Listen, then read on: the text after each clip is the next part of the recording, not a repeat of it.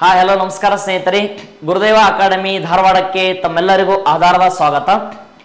ಇವತ್ತಿನ ಒಂದು ತರಗತಿಯಲ್ಲಿ ಆಧುನಿಕ ಭಾರತದ ಇತಿಹಾಸಕ್ಕೆ ಸಂಬಂಧಿಸಿದಂತೆ ಅತಿ ಹೆಚ್ಚು ಬಾರಿ ಕೇಳಲಾಗಿರ್ತಕ್ಕಂಥ ಒಂದಿಷ್ಟು ಪ್ರಶ್ನೋತ್ತರಗಳ ಮತ್ತು ಅವುಗಳ ಸಂಪೂರ್ಣವಾಗಿರ್ತಕ್ಕಂಥ ವಿಶ್ಲೇಷಣಾ ಮಾಹಿತಿ. ಫಸ್ಟ್ ಒನ್, ಹಾಗಾದರೆ ಒಂದನೇ ಪ್ರಶ್ನೆ ಏನು ಸರ್ ಅಂದ್ರೆ ಫಸ್ಟ್ ಒನ್ ನೋಡಿ, ಈ ಕೆಳಗಿನ ಯಾವ ಚಳವಳಿಯಲ್ಲಿ ಮಾಡು ಇಲ್ಲವೇ ಮಡಿ ಎಂಬ ಘೋಷಣೆ, ಮಾಡು ಇಲ್ಲವೇ ಮಡಿ ಆಗಬೇಕಾಯ್ತ್ರಿ, ಮಾಡು ಇಲ್ಲವೇ ಮಡಿ, ಎಸ್. ಈ ಕೆಳಗಿನ ಯಾವ ಚಳವಳಿಯಲ್ಲಿ ಮಾಡು ಇಲ್ಲವೇ ಮಡಿ ಎಂಬ ಘೋಷಣೆ ನೀಡಲಾಗಿದೆ? ಇಲ್ಲಿ ನಮಗೆ ಸರಿಯಾಗಿರ್ತಕ್ಕಂಥ ಉತ್ತರ ಇಂಪಾರ್ಟೆಂಟ್ ನೋಡೋಣ ಅಂತ. ಆದರೆ ಸರಿಯಾಗಿರ್ತಕ್ಕಂಥ ಉತ್ತರ ವ್ಯವಸ್ಥೆಗಿನ ಕ್ವಿಟ್ ಇಂಡಿಯಾ ಮೂಮೆಂಟ್ ನೋಡಿ, ಕ್ವಿಟ್ ಇಂಡಿಯಾ ಮೂಮೆಂಟ್ ಅಥವಾ ಈ ಒಂದು ಕ್ವಿಟ್ ಇಂಡಿಯಾ ಚಳವಳಿಯಲ್ಲಿ ಮಾಡು ಇಲ್ಲವೇ ಮಡಿ ಎಂಬ ಘೋಷಣೆ ಕೊಟ್ಟಿದ್ದೇವೆ. ಹಾಗಾದರೆ ಈ ಕ್ವಿಟ್ ಇಂಡಿಯಾ ಚಳವಳಿ ಅನ್ನುವಂಥದ್ದು ಭಾರತ ದೇಶದಲ್ಲಿ ಸ್ವತಂತ್ರ ಹೋರಾಟಕ್ಕಾಗಿ ನಡೆದಂಥ ಕೊನೆಯ ಚಳವಳಿ. ಈ ಕೊನೆಯ ಚಳವಳಿ ಇದರ ಬಗ್ಗೆ ವಿಶೇಷವಾಗಿರ್ತಕ್ಕಂಥ ಅಂಶಗಳು ನಮಗೇನು ಗೊತ್ತಿರಬೇಕು? ಫಸ್ಟ್ ಒನ್ ನೋಡಿ, ಕ್ವಿಟ್ ಇಂಡಿಯಾ ಚಳವಳಿ ಅನ್ನುವಂಥ ಈ ಒಂದು ಚಳವಳಿಗೆ ಸಂಬಂಧಿಸಿದಂತೆ ಯಾವಾಗ ಸರ ಸ್ಟಾರ್ಟ್ ಆಗಿದ್ದಂದ್ರೆ ಇಯರ್ ಫಸ್ಟ್ 1942 ಆಗಸ್ಟ್ 8. ಹಾಗಾದರೆ ಭಾರತ ದೇಶದಲ್ಲಿ ಎಲ್ಲಿ ಸ್ಟಾರ್ಟ್ ಆಗ್ಯದ ಸರ್ ಇದು ಸ್ಥಳ ಎಲ್ಲಿ ಅಂದ್ರೆ ಭಾರತ ದೇಶದಲ್ಲಿ ಮಹಾರಾಷ್ಟ್ರದ ಮುಂಬೈನಲ್ಲಿರ್ತಕ್ಕಂಥ ಗೋವಾಲಿಯಾ ಟ್ಯಾಂಕ್ ಮೈದಾನ. ಇದು UPSC ಪ್ರಶ್ನೆ ಸ್ನೇಹಿತರೆ, ಗೋವಾಲಿಯಾ ಟ್ಯಾಂಕ್ ಮೈದಾನ. RSI ಒಳಗೆ ಎಲ್ಲಿ ಸ್ಟಾರ್ಟ್ ಆಗ್ಯದ ಅಂತ ಕೇಳೋಣ, ಆದ್ರೆ UPSC ಪ್ರಿಲಿಮಿನರಿ ಯಾವ ಮೈದಾನದಲ್ಲಿ ಸ್ಟಾರ್ಟ್ ಆಗ್ಯದ. ಹಾಗಾದರೆ ಇದರ ನಾಯಕರು ಬಂದುಬಿಟ್ಟು ಮಹಾತ್ಮ ಗಾಂಧೀಜಿಯವರು, ರಾಷ್ಟ್ರಪಿತ ಮಹಾತ್ಮ ಗಾಂಧೀಜಿ. ಕ್ವಿಟ್ ಇಂಡಿಯಾ ಚಳವಳಿಗೆ ಸಂಬಂಧಿಸಿದಂತೆ ರಾಷ್ಟ್ರಪಿತ ಮಹಾತ್ಮ ಗಾಂಧೀಜಿಯವರ ನಾಯಕತ್ವ ವಹಿಸಿ ನಡೆದಂತ ಪ್ಲೇಸ್ಮೆಂಟ್. ಇದರ ಉದ್ದೇಶ ನಮಗ ಸ್ವತಂತ್ರ ಹೋರಾಟ, ನಮ್ಮ ದೇಶಕ್ಕೆ ಸ್ವತಂತ್ರವನ್ನು ಒದಗಿಸುವಂತ ಪ್ರಯತ್ನ. ಹಾಗಾದ್ರೆ ಗಾಂಧೀಜಿಯವರನ್ನ 1942 ಆಗಸ್ಟ್ 9 ಜೈಲು ವಿಧಿಸ್ತಾರೆ. ಗಾಂಧೀಜಿಯವರ ಜೈಲು ವಾಸದ ನಂತರ ಈ ಚಳವಳಿಯನ್ನ ಮುಂದುವರಿಸಿದವರು ಫಸ್ಟ್ ಗೊತ್ತಿರಬೇಕು ನಮಗ, ಭಾರತದ ವೃದ್ಧ ಮಹಿಳೆ Aruna Asaf Ali, heroine of the quit India movement. ಭಾರತದ ವೃದ್ಧ ಮಹಿಳೆ, grand old woman of India. ಇವರಿಗೆ 1997ರಲ್ಲಿ ಮರಣೋತ್ತರವಾಗಿ ಭಾರತ ರತ್ನ, ಇಷ್ಟು ಗೊತ್ತಿರ್ಬೇಕ್ರಿ. ಇವರಿಗೆ ಸಾಥ್ ಕೊಟ್ಟಂತ ವ್ಯಕ್ತಿ ಲೋಕನಾಯಕ ಜಯಪ್ರಕಾಶ್ ನಾರಾಯಣ್, ಏನಂತ ಕರಿತೀವಿ ಸರ್ ಅಂದ್ರೆ ಲೋಕನಾಯಕ. ಹಾಗಾದರೆ ಭಾರತ ದೇಶದಲ್ಲಿ ಕ್ವಿಟ್ ಇಂಡಿಯಾ ಚಳವಳಿಗೆ ಮಾಡು ಇಲ್ಲವೇ ಮಡಿ ಎಂಬ ಘೋಷಣೆ ಡು ಆರ್ ಡೈ, ಕರೋ ಯಾ ಮರೋ ಅಂತ ಕೂಡ ಕರಿಬಹುದು. ಕರೋ ಯಾ ಮರೋ ಇವು ಮೂರು ಪದಗಳು ಒಂದೇ ರೀ. ಡೇಟ್ ಕಾ ಸಾಥ್ ಗೊತ್ತಿರಬೇಕು ನಮಗಿಲ್ಲಿ 1942 ಆಗಸ್ಟ್ 8. ಹಾಗಾದರೆ ಕ್ವಿಟ್ ಇಂಡಿಯಾ ಮೂವ್ಮೆಂಟ್ ನಲ್ಲಿ ರೇಡಿಯೋದಲ್ಲಿ ಓದಿರ್ತಕ್ಕಂಥವ್ರು ಉಷಾ ಮೆಹ್ತಾ, ಇವ್ರದ್ದು ಒಂದಿಷ್ಟು ಮಾಹಿತಿ ಗೊತ್ತಿರಲ್ಲ ಸ್ನೇಹಿತರೆ. ಹಾಗಾದರೆ ಇದೇ ಸಮಯದಲ್ಲಿ ಗಾಂಧೀಜಿಯವರ ಧರ್ಮ ಪತ್ನಿ ಆಗಿರ್ತಕ್ಕಂಥ ಕಸ್ತೂರ್ಬಾ ಗಾಂಧಿಯವರು 1944 ಸಮಯದಲ್ಲಿ ನಿಧನ ಹೊಂತಾರ. ಇದು ಆಲ್ರೆಡಿ ಸಿವಿಲ್ ಕಾನ್ಸ್ಟೇಬಲ್ ಅಲ್ಲಿ ಎಕ್ಸಾಮ್ದಾಗ ಕೇಳಿದ್ನರಿ. ಹಾಗಾದ್ರೆ ಭಾರತ ದೇಶದಲ್ಲಿ ನಮಗೆ ಗೊತ್ತಿರಬೇಕಾಗಿರ್ತಕ್ಕಂಥ ವಿಚಾರ, ಈ ಕ್ವಿಟ್ ಇಂಡಿಯಾ ಅನ್ನುವಂಥ ಪದವನ್ನು ಕೊಟ್ಟಂತ ವ್ಯಕ್ತಿ ಯಾರು ಸರ್ ಅಂದ್ರೆ ಈಸುಫ್ ಮೆರೌಲಿ. ಕ್ವಿಟ್ ಇಂಡಿಯಾ ಎಂಬ ಪದವನ್ನು ಕೊಟ್ಟಂತವರು ಈಸುಫ್ ಮೆರೌಲಿ, ಇದು ಗೊತ್ತಿರಬೇಕ್ರಿ. ಎಸ್, ಈಸುಫ್ ಮೆರೌಲಿ. ಇವರೇ ಭಾರತದಲ್ಲಿ ಸೈಮನ್ ಗೋಬ್ಯಾಕ್ ಅನ್ನುವಂಥ ಪದವನ್ನು ಕೂಡ ಕೊಟ್ಟಾನ. ಸೈಮನ್ ಗೋಬ್ಯಾಕ್, ಸೈಮನ್ ಆಯೋಗದಲ್ಲಿ ಭಾರತ ದೇಶದ ಯಾವುದೋ ಒಬ್ಬ ಸದಸ್ಯನಿಲ್ಲದ ಸಲುವಾಗಿ ಸೈಮನ್ ಗೋಬ್ಯಾಕ್ ಅಂತ ಕೂಡ ಕರೆದೀವಿ. 7 ಜನ ಸದಸ್ಯರು ಇರ್ತಾರೆ, ಅವರೆಲ್ಲರೂ ಕೂಡ ಬ್ರಿಟಿಷರಾಗಿರೋದ್ರಿಂದ ಅದನ್ನು ಸೈಮನ್ ಗೋಬ್ಯಾಕ್ ಅನ್ನುವಂಥ ಪದವನ್ನು ಕೂಡ ಪರಿಚಯ ಮಾಡ್ತಾರೆ ಈಸುಫ್ ಮೆರೌಲಿ. ಹಾಗಾದ್ರೆ ಭಾರತದಲ್ಲಿ ಕ್ವಿಟ್ ಇಂಡಿಯಾ ಅನ್ನುವಂಥ ಪದವನ್ನು ಕೂಡ ಕೊಟ್ಟಿರ್ತಕ್ಕಂಥ ವ್ಯಕ್ತಿ ಈಸುಫ್ ಮೆರೌಲಿ. ಭಾರತ ದೇಶದಲ್ಲಿ ಮಾಡು ಇಲ್ಲವೇ ಮಡಿ ಡು ಆರ್ ಡೈ, ಕರೋ ಯಾ ಮರೋ, ಗಾಂಧೀಜಿಯವರ ನಾಯಕತ್ವ. ಎಸ್, ಹಾಗಾದ್ರೆ ಇದರ ಸರಿಯಾದ ಉತ್ತರ ಸ್ನೇಹಿತರೆ ಕ್ವಿಟ್ ಇಂಡಿಯಾ ಮೂವ್ಮೆಂಟ್. ಇದರ ಬಗ್ಗೆ ಒಂದೆರಡು ವಿಚಾರಗಳು. ಸ್ವದೇಶಿ ಚಳವಳಿ 1905 ಆಗಸ್ಟ್ 7, ಬಾಲ್ ಗಂಗಾಧರ್ ತಿಲಕ್ ಅವರ ನಾಯಕತ್ವ. ವಿದೇಶಿ ವಸ್ತುಗಳನ್ನು ಬಹಿಷ್ಕರಿಸುವುದು, ಸ್ವದೇಶಿ ವಸ್ತುಗಳನ್ನು ಬಳಕೆ ಮಾಡುವುದಾಗಿದೆ. ಇದು ಲೇಬರ್ ಇನ್ಸ್ಪೆಕ್ಟರ್ ಪ್ರಶ್ನೆ ಆಲ್ರೆಡಿ. ಅಸಹಕಾರ ಚಳವಳಿ 1920 ಆಗಸ್ಟ್ 1, ಕಾನೂನು ಅಸಹಕಾರ ಚಳವಳಿ 1930ರಲ್ಲಿ. ಸಿವಿಲ್ ಡಿಸ್ಒಬಿಡಿಯನ್ಸ್ ಮೂವ್ಮೆಂಟ್, ಇದರ ಬಗ್ಗೆ ಪೂರಕವಾದ ವಿಚಾರ. ನೆಕ್ಸ್ಟ್, ಜುಲೈ 6, 1942ರಂದು ವಾರ್ಧಾದಲ್ಲಿ ಕಾಂಗ್ರೆಸ್ ಸಮಿತಿಯ ಅಧ್ಯಕ್ಷರು ಯಾರು? ವಾರ್ಧಾದಲ್ಲಿ ನಡೆದಿರ್ತಕ್ಕಂಥ 1942 ಸಮಯದ ಅಧ್ಯಕ್ಷರು ಯಾರಂತ ಪ್ರಶ್ನೆ ಕೇಳಿದ ಸ್ನೇಹಿತರೆ, ಇಲ್ಲಿ ಸರಿಯಾದ ಉತ್ತರ ಯಾವ ಸರ್ ಅಂದ್ರೆ ಆಪ್ಷನ್ ಬಿ, ಮೌಲಾನಾ ಅಬುಲ್ ಕಲಾಂ ಆಜಾದ್. ಹಾಗಾದರೆ ಮೌಲಾನಾ ಅಬುಲ್ ಕಲಾಂ ಆಜಾದ್ ರವರ ಬಗ್ಗೆ ಸ್ಪರ್ಧಾತ್ಮಕ ಪರೀಕ್ಷೆಗಳಿಂದಾಗಿ ಏನೆಲ್ಲ ವಿಚಾರ ನಮ್ಗೆ ಗೊತ್ತಿರಬೇಕು. ಫಸ್ಟ್ ನೋಡಿ, ಮೌಲಾನಾ ಅಬುಲ್ ಕಲಾಂ ಆಜಾದ್ ರವರ ಜನ್ಮದಿನ ನವೆಂಬರ್ 11 ರಾಷ್ಟ್ರೀಯ ಶಿಕ್ಷಣ ದಿನ, ನ್ಯಾಷನಲ್ ಎಜುಕೇಶನ್ ಡೇ. ನೆಕ್ಸ್ಟ್, ಹಾಗಾದರೆ ಇವರು ರಾಷ್ಟ್ರೀಯ ಕಾಂಗ್ರೆಸ್ ಅಧಿವೇಶನದ ಅಧ್ಯಕ್ಷತೆ ವಹಿಸಿರ್ತಕ್ಕಂಥ ಯಂಗೆಸ್ಟ್ ಮ್ಯಾನ್, ಅತ್ಯಂತ ಕಿರಿಯ ವ್ಯಕ್ತಿ, INC ಅಧಿವೇಶನದ ಅಧ್ಯಕ್ಷರ ಕೆಲಸ ಮಾಡಿದ ಅತ್ಯಂತ ಕಿರಿಯ ವ್ಯಕ್ತಿ. ಯಾವಾಗ ಆಗಿದ್ರು ಸರ? 1923 ದೆಹಲಿಯಲ್ಲಿ ನಡೆದಿತ್ತು ಆ ಸಭೆ, ದೆಹಲಿ. ಹಾಗಾದರೆ ಮೌಲಾನಾ ಅಬುಲ್ ಕಲಾಂ ಆಜಾದ್ ರವರು ಸ್ವತಂತ್ರ ಭಾರತದ ಮೊದಲ ಶಿಕ್ಷಣ ಸಚಿವರಾಗಿ ಕೂಡ ಕೆಲಸ ಮಾಡ್ಯಾರಿ. ಮೊದಲ ಶಿಕ್ಷಣ ಸಚಿವ, ಎಜುಕೇಶನ್ ಮಿನಿಸ್ಟರ್, ಮೊದಲ ಶಿಕ್ಷಣ ಸಚಿವರಾಗಿ ಮೌಲಾನಾ ಅಬುಲ್ ಕಲಾಂ ಆಜಾದ್ ರವರು ಕಾರ್ಯ. ಹಾಗಾದರೆ ಇವರಿಗೆ ಸಂಬಂಧಪಟ್ಟಂತ ಒಂದು ಪುಸ್ತಕದ ಹೆಸರೇನಾಗಿತ್ತಂತ ಕೇಳ್ಯಾನ ಎಕ್ಸಾಮ್ ನಲ್ಲಿ.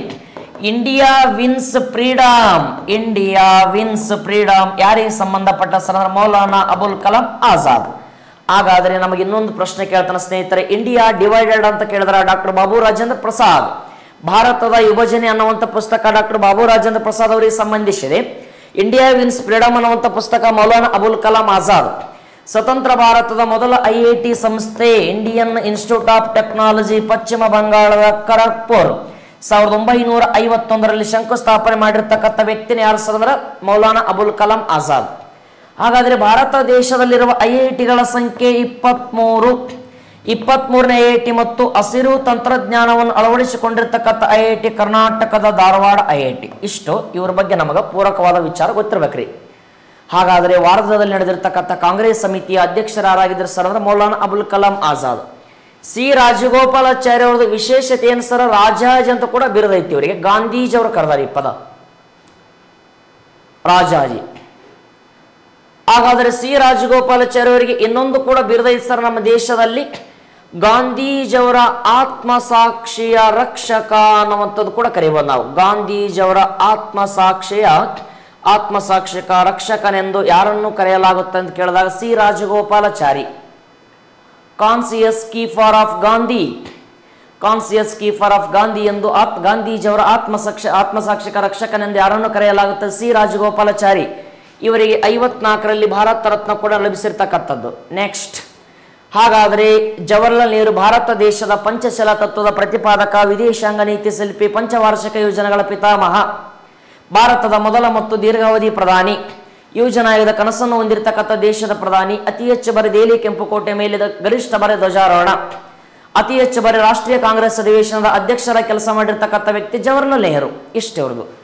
ಇನ್ನು ಆನಿ ಬೆಸೆಂಟ್ ಅವರ ವಿಚಾರಗಳು ಏನು ಗೊತ್ತಿರಬೇಕು ಸರ್? 1917ರಲ್ಲಿ ಕಲ್ಕತ್ತಾ ರಾಷ್ಟ್ರೀಯ ಕಾಂಗ್ರೆಸ್ ಅಧಿವೇಶನ ಅಧ್ಯಕ್ಷರ ಕೆಲಸ ಮಾಡಿದ ಮಹಿಳೆ ಆನಿ ಬೆಸೆಂಟ್. ಇವರು ಭಾರತ ದೇಶದಲ್ಲಿ INC ಅಧಿವೇಶನ ಅಧ್ಯಕ್ಷರಾಗಿರ್ತಕ್ಕಂಥ ಮೊದಲ ಮಹಿಳೆ. ಒಂದು ವೇಳೆ ಮೊದಲ ಭಾರತೀಯ ಮಹಿಳೆ ಕೇಳಿದ್ರೆ ಸರೋಜಿನಿ ನಾಯ್ಡು ಅವರು 1925 ಕಾನ್ಪುರ್, ಇವ್ರದ್ದು 1911 ಕಲ್ಕತ್ತಾ INC.